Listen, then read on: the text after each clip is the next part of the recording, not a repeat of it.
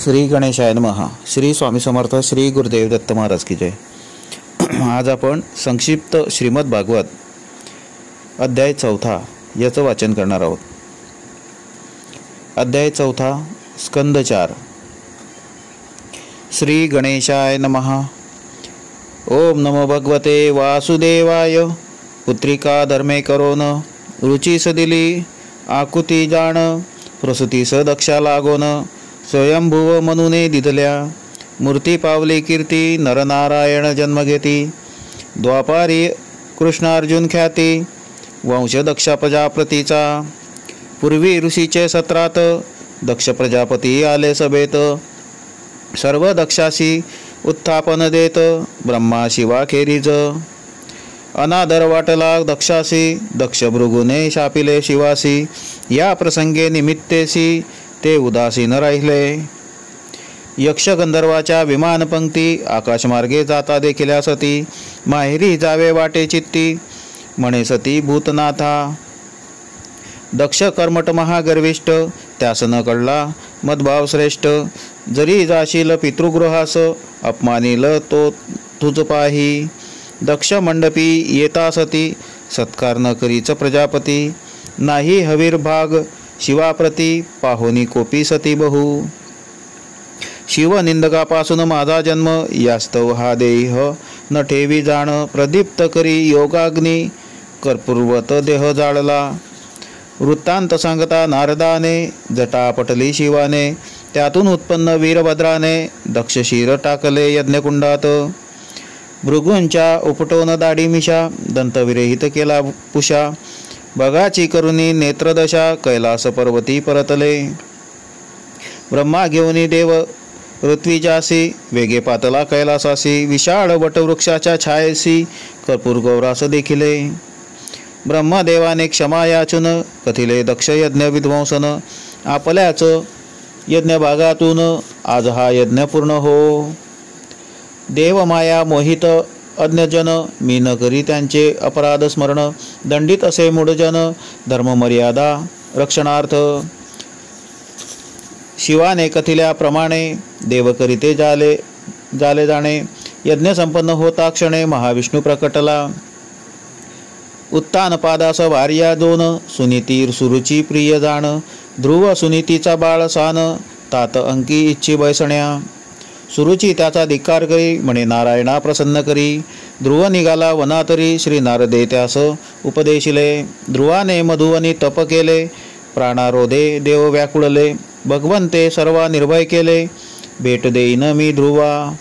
श्री विष्णू प्रकटे मधुवनात ध्रुवनयनी अश्रुपात पृथ्वी प्राप्त समुद्र वलयांकित आणिक स्थान अडळपदीचे. श्री हरी पावले अंतर्धान ध्रुव बाळ नगरात परतोन त्यास राजपद देऊन राजा निघे वनांतरी. सुरुची मातेचा पुत्र उत्तम गेला मृगयशी जाण यक्षवधी उत्तमा लागून ध्रुव यक्ष संहार आरंभी. यक्ष संहाराचे वर्तमान कळता म्हणू ये धावन यक्ष कुबेराचे दास जाण समजावी ध्रुव बाळा.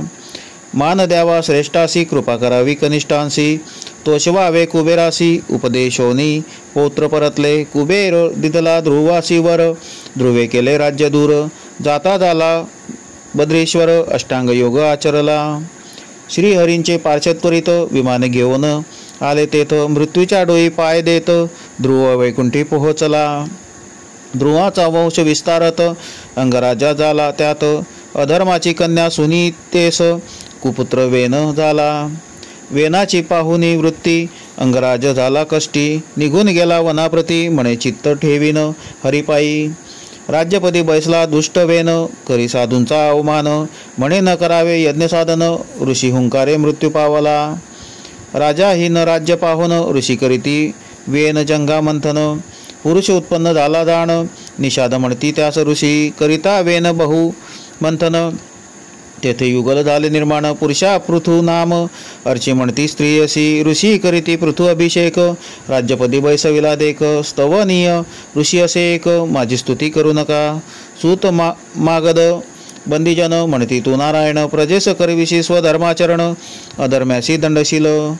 आर्तजनांसी कधी न दंडिसी शत्रुसय अससी संत सेवक विष्णुवासी सदा प्रेमळ स्वजनांच्या पृथ्वीने धन्य बीजग्रासोन पृथूने केतला धनुष्यबाण पृथ्वीवर रोखताची क्षण मानवदेही प्रकटली मीना अपराधी पृथुराया शरणाले तुझ्या पाया रक्षण करी दीनदयाळा पृथ्वी विनवी राजासी आचार भ्रष्ट लोक होता लोक मिही गिडी औषधी समस्त दोहन करते नेमून यास्तव दोहून सर्व मिळवावे ऐकोनी पृथ्वीचे संभाषण नेमिले वत्स पात्र जाण पृथ्वीला समतल करून ग्रामदुर्ग पट्टणे निर्मिली पृथुशत अश्वमेघ करी इंद्र पाखंडी वेशधारी यज्ञ अश्वाचे हरण करी सांगता यज्ञी पुन्हा पुन्हा पृथ्वीपुत्राने अश्व आणले परत पृथूने केले धनुष्य सज्ज ब्रह्मा म्हणे न उचित इंद्र तर यज्ञाचे अंग असे पृथूने केला यज्ञ पूर्ण प्रकटला यज्ञ नारायण हरीची आज्ञा मानुनी प्रमाण इंद्रादी दले अलिंगन जय जयाजी लक्ष्मीपती तुझे नाम गुण श्रवणासी देईन सहस्र कर्णमजसी तव चरणांचा आश्रय दे राजा प्रवेशला स्वनगरी औदार्याची कार्य करी परदोष पाहण्याची वृत्ती म्हणे सोडा प्रजाजन हो एकता राजा निज सभेसी उपदेश करत असता प्रजेशी सनत्व कुमार आले गगनमार्गेसी रायाने त्यासी पूजिले पृथू राजाची पाहुणी भक्ती सनत्व कुमार प्रसन्न होती त्यासी उपदेश करीती भवसागर पार करण्याचा राज्य सोपवून पुत्रासी पृथूने आचरिले योगासी देह मिळवून पंचभूतांशी गेला परमधामासी आरची सवे विजेता अश्वाचा पौत्र बहिर्षद यज्ञ केले असंख्यात भूदर्भाच्छादित करीत त्यासी पुत्र झाले प्रचेतस जात असता ते वनात रुद्र त्यांना उपदेशत म्हणे जपता रुद्रगीत हरितुष्ट होईल प्रचितास आराधिती श्री विष्णुस प्राचीन बहिर कर्मासक्त त्यास करण्या ज्ञानोपदेश देवर्षी नारद पातले यज्ञी केला पशुघात होता तुझा अंत सूड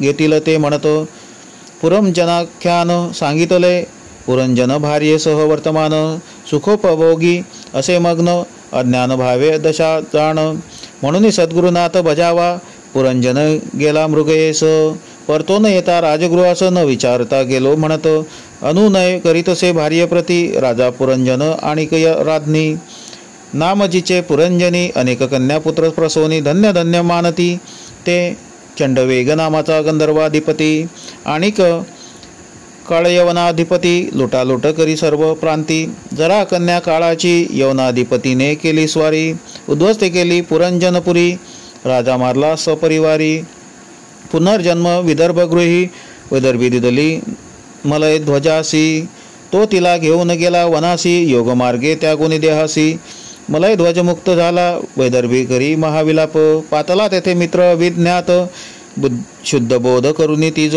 तेणे झाली मुक्तबंधन प्राचीन बहिर राजासी सांगोनी या रूपकासी नारदे केले उपदेशासी राजा मनी बोध करी मन हेची सर्वास कारण मनची गडवी जन्ममरण मनची होईल तारक जाण ते मन लावी हरिचरणी नारदाचा उपदेश ऐकून राजा झाला प्राज्ञ कपिलाश्रमी जाऊन स्वरूपता मुक्ती पावला प्रचेतस करीत होते उपासना त्यासी विष्णू झाले प्रसन्न म्हणे मारिषा भार्या जाण जी कन्या अप्सरा प्रम्लोनाचाची प्रचेताची वरिले मारिशेशी पुत्र उपजला पूर्वीचा दक्ष प्रजापती म्हणे आचरू कर्मांसी ते समर्पित असो तुझ पुत्र हाती राज्य सोपवनी पश्चिम तीरी राहिले जावनी तेथे नारद मुनींनी उपदेशिले प्रचेतास प्रचेतांनी करुनी आराधना पावले श्री हरिचरणा झाले उत्तान पादाचे वर्णना परिसावा वंश प्रिय व्रताचा